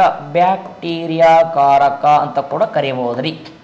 ಹಾಗಾದರೆ ಭಾರತ ದೇಶದಲ್ಲಿ ಪ್ಲೇಗ್ ಅನ್ನುವಂಥ ರೋಗ ಹರಡ್ತೈತಿ. ಇಲಿಗಳಿಂದ ಬ್ಯಾಕ್ಟೀರಿಯಾ ಕಾರಕವಾಗಿರ್ತಕ್ಕಂಥದ್ದು. ಇಲ್ಲಿ ಪ್ಲೇಗ್ ರೋಗ ಬಂದಾಗ ಅತ್ತಿಗಿರಣಿ ಮಾಲೀಕರು ಏನು ಹೇಳ್ತಾರೆ ಸರ್, ಅಲ್ಲಿ ಕೆಲಸ ಮಾಡ್ತಕ್ಕಂಥ ಕೂಲಿ ಕಾರ್ಮಿಕರಿಗೆ ಈಗ ಪ್ಲೇಗ್ ರೋಗ ಬಂದೈತಿ, ಮನೆಗೆ ಹೋಗ್ಬೇಡ್ರಿ, ದುಡ್ಕೊಂಡು ತಿನ್ರಿ, ಇಲ್ಲೇ ಇದ್ಕೊಂಡು ನಿಮ್ಗೆ ಜಾಸ್ತಿ ಪೇಮೆಂಟ್ ಕೊಡ್ತು ಅಂತ ಹೇಳ್ತಾರೆ. ಅಂದ್ರೆ ಪ್ಲೇಗ್ ಬೋನಸ್ ಕೊಡ್ತು ಅಂತ ಹೇಳ್ತಾರೆ. ಅವಾಗ ಕಾರ್ಮಿಕರು ಏನು ಮಾಡ್ತಂದ್ರೆ ಜಾಸ್ತಿ ಪೇಮೆಂಟ್ ಆದ್ರೆ ಬರ್ತೈತಿ, ಮತ್ತು ಊರಿಗೆ ಹೋದ್ರೆ ಹೊಟ್ಟೆ ಬದುಕಕ್ಕೆ ಭಾಳ ಕಷ್ಟ ಇದಾವ. ಬದುಕು ಭಾಳಷ್ಟು ದಿನಕ್ಕೊಂದು ಪಾಠಗಳನ್ನ ಕಲಿಸ್ತಾನೆ ಇರ್ತೈತಿ. ಹಂಗಾಗಿ ಇದೇ ಸಮಯದಲ್ಲಿ ನಾವು ಇಲ್ಲೇ ಇದ್ಕೊಂಡು ಕೂಲಿ ಕೆಲಸ ಮಾಡಿದ್ರೆ ಒಂದಿಷ್ಟು ಪೇಮೆಂಟ್ ಅವ್ರು ಜಾಸ್ತಿ ಬರ್ತೈತಿ, ಕೆಲಸ ಮಾಡಮಂತೆ ಅವ್ರ ಮನಸ್ಸು ಬಂದ್ಬಿಡ್ತಾರೆ ರೀ. ಅವಾಗ ಏನು ಮಾಡ್ತಾರೆ ಸರ್ ಅಂದ್ರೆ ಈ ಅತ್ತಿಗಿರಣಿ ಕಾರ್ಮಿಕರು 50% ನಮ್ಮಲ್ಲಿ ಕಾರ್ಮಿಕರು ಕೇಳ್ತಾರ. ಆದ್ರೆ ಅತ್ತಿಗಿರಣಿ ಮಾಲಕರು ಏನು ಹೇಳ್ತಾರೆ ಸರ್, 25% ಕೊಡ್ತು ಅಂತ ಹೇಳ್ತಾರೆ. ಎಷ್ಟು ಸರ್ ಅಂದ್ರೆ 25. ಅವಾಗ ಈ ಎಲ್ಲ ಅತ್ತಿಗಿರಣಿ ಕಾರ್ಮಿಕರು ಹೋಗಿ ಯಾರನ್ನ ಭೇಟಿ ಆಗ್ತಾರೆ ಸರ್ ಅಂದ್ರೆ ಗಾಂಧೀಜಿಯವ್ರನ್ನ ಭೇಟಿ ಆಗ್ತಕ್ಕಂಥ ಪ್ರಯತ್ನ. ಗಾಂಧೀಜಿಯವರು ಬಂದ ನಂತರ ಅತ್ತಿಗಿರಣಿ ಮುಷ್ಕರನೇ ಮಾಡಿಬಿಡ್ತಾರೆ. ಅದಕ್ಕೆ ಉಪವಾಸ ಸತ್ಯಾಗ್ರಹ ಸ್ಟಾರ್ಟ್ ಮಾಡ್ತಾರೆ. ಅನ್ಸೂಯ ಬೇನು ಅನ್ನುವಂಥವ್ರು ಇದರ ಮಾಲಕರು ಇರ್ತಾರೆ, ಅನ್ಸೂಯ ಬೇನು. ಅವಾಗ ಏನು ಮಾಡ್ತಾರೆ ಸರ್ ಅಂದ್ರೆ ಇವರಿಬ್ಬರಿಗೆ ಸಮಪಾಲಾಗಿರ್ತಕ್ಕಂಥದ್ದನ್ನ ಒಂದು ಬೋನಸ್ ಕೊಡಿಸ್ತಾರೆ ಗಾಂಧೀಜಿಯವರು. ಏನು ಬೋನಸ್ ಸರ್ ಅಂದ್ರೆ ಇವ್ರು 50 ಕೇಳ್ಯಾರ ಕಾರ್ಮಿಕರು, ಇವ್ರ ಮಾಲಕರು 25 ಕೊಡ್ತು ಅಂತ ಹೇಳ್ಯಾರ. ಹಂಗಾಗಿ ಇಬ್ಬರ ನಡುವೆ ಬೇಡವೇ ಬೇಡ ಅಂತೇಳಿ 35% ಬೋನಸ್ ಕೊಡಿಸ್ತಾರೆ. ಇದು ಗೊತ್ತಿರ್ಬೇಕ್ರಿ ನಮಗೆ. 35% ಗಾಂಧೀಜಿ ಮತ್ತೇನಂತ ಕೇಳ ಗಾಂಧೀಜಿಯವರ ನೇತೃತ್ವದಲ್ಲಿ ಪ್ಲೇಗ್ ಬೋನಸ್ ಅಂತ ಇತಿಹಾಸ ಇದೆ. ಪ್ಲೇಗ್ ಬೋನಸ್ ರೀ ಮುಗೀತು. ಹಾಗಾದರೆ ಇಲ್ಲಿಂದ ಗಾಂಧೀಜಿಯವರ ಮೊದಲ ಉಪವಾಸ ಸತ್ಯಾಗ್ರಹ ಸ್ಟಾರ್ಟ್ ಆಗ್ಯದ ನಮ್ಮ ದೇಶದಲ್ಲಿ ಅಹಮದಾಬಾದ್ ಗಿರಣಿ ಮುಷ್ಕರ. ಅಹಮದಾಬಾದ್ ಅನ್ನುವಂಥದ್ದು ಯಾವ ನದಿ ಮ್ಯಾಗ ಐತಿ ಅಂತ ಕೇಳ್ತಾನ ಪ್ರಶ್ನೆ, ಸಬರಾಮತಿ. ಅಹಮದಾಬಾದನ ಮೊದಲ ಹೆಸರೇನಂತ ಕೇಳಿದ್ರೆ ಕರ್ಣಾವತಿ. ಪ್ರಪಂಚದ ಅತಿ ದೊಡ್ಡ ಕ್ರಿಕೆಟ್ ಕ್ರೀಡಾಂಗಣ ನರೇಂದ್ರ ಮೋದಿ ಕ್ರಿಕೆಟ್ ಕ್ರೀಡಾಂಗಣ ಅಹಮದಾಬಾದ್ನ ಮೊಟೇರಾ. ಸರ್ದಾರ್ ವಲ್ಲಭಾಯ್ ಪಟೇಲ್ ಇಂಟರ್ನ್ಯಾಷನಲ್ ಏರ್ಪೋರ್ಟ್ ಕೂಡ ಅಹಮದಾಬಾದ್. ಪ್ರತಿ ವರ್ಷ ಅಂತಾರಾಷ್ಟ್ರೀಯ ಗಾಳಿಪಟ ಉತ್ಸವ ಜರುಗುವುದು ಕೂಡ ಅಹಮದಾಬಾದ್. ಯುನೆಸ್ಕೋ ಪಟ್ಟಿಗೆ ಸೇರ್ಪಡೆಯಾದ ಭಾರತ ದೇಶದ ಮೊದಲ ನಗರವೂ ಕೂಡ ಅಹಮದಾಬಾದ್. ಇಷ್ಟು ಈ ನಗರದ ಬಗ್ಗೆ ನಮಗೆ ಪೂರಕವಾದ ವಿಚಾರ. 2017ರಲ್ಲಿ ಯುನೆಸ್ಕೋ. ಇಲ್ಲಿ ಸರಿಯಾಗಿರ್ತಕ್ಕಂಥ ಉತ್ತರ ಯಾವ ಅಂದ್ರೆ ಕಾರ್ಮಿಕರು. ಮುಂದಿನ ಪ್ರಶ್ನೆಯನ್ನು ಸ್ನೇಹಿತರೆ ನೇರವಾಗಿ 7ನೇ ಕೊನೆಯದಿದೆ ಪ್ರಶ್ನೆ. ಈ ಕೆಳಗಿನಲ್ಲಿ ಅಥವಾ ಈ ಕೆಳಗಿನ ಯಾರು ಪಕ್ಷರಹಿತ ಪ್ರಜಾಪ್ರಭುತ್ವದ ಪರವಾಗಿದ್ದರು? ಪಕ್ಷರಹಿತ ಪ್ರಜಾಪ್ರಭುತ್ವದ ಪರವಾಗಿದ್ದರು ಅಂದ್ರೆ ಪ್ರಜಾಪ್ರಭುತ್ವ ಪರಿಕಲ್ಪನೆಯನ್ನೇ ಅನುಸರಿಸಿರ್ತಕ್ಕಂಥ ನಾಯಕರು ಯಾರಂತ ಕೇಳ್ಯಾರ. ಫಸ್ಟ್ ನಮ್ಮಲ್ಲಿ ಜಯಪ್ರಕಾಶ್ ನಾರಾಯಣ್, ಜವಾಹರ್ಲಾಲ್ ನೆಹರು, MN ರಾಯ್, ವಿನೋಬಾ ಭಾವೆ. ಹಾಗಾದ್ರೆ ಇಲ್ಲಿ ಏನು ಸರ್ ಅಂದ್ರೆ ಸರಿಯಾಗಿರ್ತಕ್ಕಂಥ ಉತ್ತರ ಬಂದುಬಿಟ್ಟು ಜಯಪ್ರಕಾಶ್ ನಾರಾಯಣ್. ಭಾರತದಲ್ಲಿ ಜಯಪ್ರಕಾಶ್ ನಾರಾಯಣ್ ಅನ್ನುವಂಥ ವ್ಯಕ್ತಿ ಏನಾಗಿದ್ನ ಸರ್ ಅಂದ್ರೆ ಪಕ್ಷರಹಿತ ಪ್ರಜಾಪ್ರಭುತ್ವ. ಇಲ್ಲಿ ಜಯಪ್ರಕಾಶ್ ನಾರಾಯಣ್ ಅವರಿಗೆ ಸಂಬಂಧಿಸಿದಂತೆ ಇವರು ನಾವು ಇನ್ನೊಂದು ಹೆಸರಂತ ಈಗಾಗಲೇ ಮಾತಾಡಿದ ಲೋಕನಾಯಕ. ಭಾರತ ದೇಶದಲ್ಲಿ ಸಂಪೂರ್ಣ ಕ್ರಾಂತಿಗೆ ಕರೆ ಕೊಟ್ಟಂತ ನಾಯಕರನ್ನೇ ಯಾರು ಸರ್ ಅಂದ್ರೆ ಜಯಪ್ರಕಾಶ್ ನಾರಾಯಣ್, ಸಂಪೂರ್ಣ ಕ್ರಾಂತಿ. ಹಾಗಾದರೆ ಜಯಪ್ರಕಾಶ್ ನಾರಾಯಣ್ ಅವರಿಗೆ 1999ರಲ್ಲಿ ದೇಶದ ಅತಿ ದೊಡ್ಡ ರತ್ನ ಭಾರತ ರತ್ನ. ಹಾಗಾದರೆ ಜಯಪ್ರಕಾಶ್ ನಾರಾಯಣ್ ಅವರಿಗೆ ಸಂಬಂಧಿಸಿದಂತೆ ಅವರ ಜನ್ಮದಿನವಾಗಿರ್ತಕ್ಕಂಥ ಅಕ್ಟೋಬರ್ 11 ಸರ್ವೋದಯ ದಿನ ಅಂತ ಕೂಡ ಸೆಲೆಬ್ರೇಟ್ ಮಾಡ್ತೀವಿ ರೀ. ಸರ್ವೋದಯ ದಿನ ಜಯಪ್ರಕಾಶ್ ನಾರಾಯಣ್. ಹಾಗಾದರೆ ಇಲ್ಲಿಂದ ನೇರವಾಗಿ ಜಯಪ್ರಕಾಶ್ ನಾರಾಯಣ್ ಅಂತಾರಾಷ್ಟ್ರೀಯ ವಿಮಾನ ನಿಲ್ದಾಣ ಇಂಟರ್ನ್ಯಾಷನಲ್ ಏರ್ಪೋರ್ಟ್ ಬಿಹಾರದ ಪ್ರಸ್ತುತ ಕ್ಯಾಪಿಟಲ್ ಸಿಟಿ ಪಾಟ್ನಾ. ಪಾಟ್ನಾ ಅನ್ನೋಂಥದ್ದು ಹಳಿ ಹೆಸರು ಏನಾಗಿದೆ ಸರ್ ಅಂದ್ರೆ ಪಾಟಲಿಪುತ್ರ. ಇದು ಯಾವ ನದಿ ಮ್ಯಾಗ ಐತೆ ಅಂತ ಕೇಳಿದ್ರೆ ಗಂಗಾ ನದಿ. ಹಾಗಾದರೆ ಬಿಹಾರದ ಕಣ್ಣೀರ್ ನದಿ ಕೇಳಿದ್ರೆ ಕೋಸಿ ನದಿ ಸ್ನೇಹಿತರೆ. ಬಿಹಾರದ ಕಣ್ಣೀರ್ ನದಿ ಕೋಸಿ ನದಿ. ಹಾಗಾದರೆ ಭಾರತದಲ್ಲಿ ವಿದೇಶದೊಂದಿಗೆ ನೇರ ಸಂಪರ್ಕವನ್ನು ಹೊಂದಿರುವ ಏಕೈಕ ಜಲವಿದ್ಯುತ್ ಯೋಜನೆ ಕೋಶಿ ಜಲವಿದ್ಯುತ್ ಯೋಜನೆ. ಯಾವ ದೇಶದೊಂದಿಗೆ ನೇರ ಸಂಪರ್ಕವನ್ನು ಹೊಂದಿದ ಪ್ರಶ್ನೆ ಕೇಳಿದ್ರೆ ನೇಪಾಳ. ನೇಪಾಳ ಕೂಡ ಭಾರತದೊಂದಿಗೆ ಉದ್ದವಾದ ಗಡಿ ಹಂಚಿಕೊಂಡಿರ್ತಕ್ಕಂಥ ರಾಷ್ಟ್ರಗಳಲ್ಲಿ ಒಂದು. ಹಾಗಾದರೆ ಇದು ನೇಪಾಳ ಎಷ್ಟು ಕಿಲೋಮೀಟರ್ ಭಾರತದೊಂದಿಗೆ ಗಡಿ ಹಂಚಿಕೊಳ್ಳೋ ಅಂದ್ರೆ 1752 ಕಿಲೋಮೀಟರ್. ನೇಪಾಳದ ರಾಜಧಾನಿ ಕೇಳಿದ್ರೆ ಕಠ್ಮಂಡು ಅಂತ ಹೇಳಿ ಬರ್ಬೇಕ್ರಿ ನಾವು. ಕಠ್ಮಂಡು ಅನ್ನುವಂಥದ್ದು ಯಾವ ಒಕ್ಕೂಟದ ಪ್ರಧಾನ ಕಚೇರಿ ಅಂತ ಕೇಳಿದ್ರೆ ಸಾರ್ಕ್ ಅಂತ ಹೇಳಿ ಬರ್ಬೇಕ್ರಿ. South Asian association for regional cooperation. ಪ್ರಪಂಚದಲ್ಲಿ ಅಧಿಕ ಹಿಂದೂಗಳು ಹೊಂದಿರತಕ್ಕಂಥ ಒಂದು ದೇಶ ಕೂಡ ನೇಪಾಳ ಅನ್ನುವಂಥದ್ದು ಕೂಡ ಕರೆಯುವ ಸ್ನೇಹಿತರೆ. ಹಾಗಾದರೆ ಆಚಾರ್ಯ ವಿನೋಬಾ ಪ್ರಜಾಪ್ರಭುತ್ವದ ಪರವಾಗಿದ್ದರೆ ಪಕ್ಷರಹಿತ. ಇಲ್ಲಿ ನಮಗೆ MN ರಾಯ್ ಅಂತ ಕೊಟ್ಟಾನ. MN ರಾಯರವರ ಬಗ್ಗೆ ವಿಚಾರಗಳು ನಮಗೆ ಏನು ಗೊತ್ತಿರಬೇಕು ಸರ್ ಅಂದ್ರಿಗೆನ.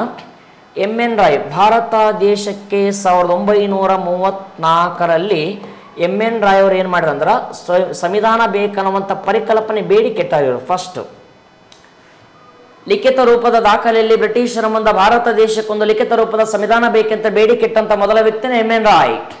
ಮನಬೇಂದ್ರನಾಥ್ ರಾಯ್ ಇವ್ರ ಬಗ್ಗೆ ಗೊತ್ತಿರ್ಬೇಕ್ರಿ. ಹಾಗಾದರೆ ಆಪ್ಷನ್ ಡಿ ಏನು ಸರ್ ಆಚಾರ್ಯ ವಿನೋಬಾ ಭಾವೆ. 1940 ಅಕ್ಟೋಬರ್ 17 ವೈಯಕ್ತಿಕ ಸತ್ಯಾಗ್ರಹ. ವೈಯಕ್ತಿಕ ಸತ್ಯಾಗ್ರಹ ಅಥವಾ ಒಬ್ಬಂಟಿ ಸತ್ಯಾಗ್ರಹದ ಮೊದಲ ನಾಯಕನೇ ಆಚಾರ್ಯ ವಿನೋಬಾ ಭಾರತದ ರಾಷ್ಟ್ರಗುರು. ಹಾಗಾದರೆ 1951 ಏಪ್ರಿಲ್ 18ಕ್ಕ ಭೂದಾನ ಚಳವಳಿ. ಭೂಮಿಗಳನ್ನು ದಾನ ಮಾಡ್ತಕ್ಕಂಥ ಭೂದಾನ ಚಳವಳಿಯ ನಾಯಕರು ಕೂಡ ಆಚಾರ್ಯ ವಿನೋಬಾ ಭಾವೆ. ಇವತ್ತಿನ ತೆಲಂಗಾಣದ ಪೊಂಚಂಪಲ್ಲಿ ಎಂಬ ಸ್ಥಳದಲ್ಲಿ ಈ ಚಳವಳಿ ಮಾಡಿರ್ತಾರೆ. ಅವತ್ತು ಆಂಧ್ರ ಪ್ರದೇಶ ಬರ್ತತ್ರಿ. ತೆಲಂಗಾಣದ ಪೊಂಚಂಪಲ್ಲಿ ಇವತ್ತು. ಆಚಾರ್ಯ ವಿನೋಬಾ ಅವರಿಗೆ 1958ರಲ್ಲಿ ಏಷ್ಯಾದ ನೊಬೆಲ್ ರಾಮನ್ ಮ್ಯಾಗಸೆ. 1983ರಲ್ಲಿ ದೇಶದ ಅತಿದೊಡ್ಡ ರತ್ನ ಭಾರತ ರತ್ನವನ್ನು ಮರಣೋತ್ತರವಾಗಿ. ಇಷ್ಟು ಇವು 4 ಆಪ್ಷನ್ಸ್ಗಳ ಬಗ್ಗೆ ನಮಗೆ ಒಂದಿಷ್ಟು ವಿಚಾರಗಳು ತಿಳಿದಿರ್ಬೇಕು ಸ್ನೇಹಿತರೆ.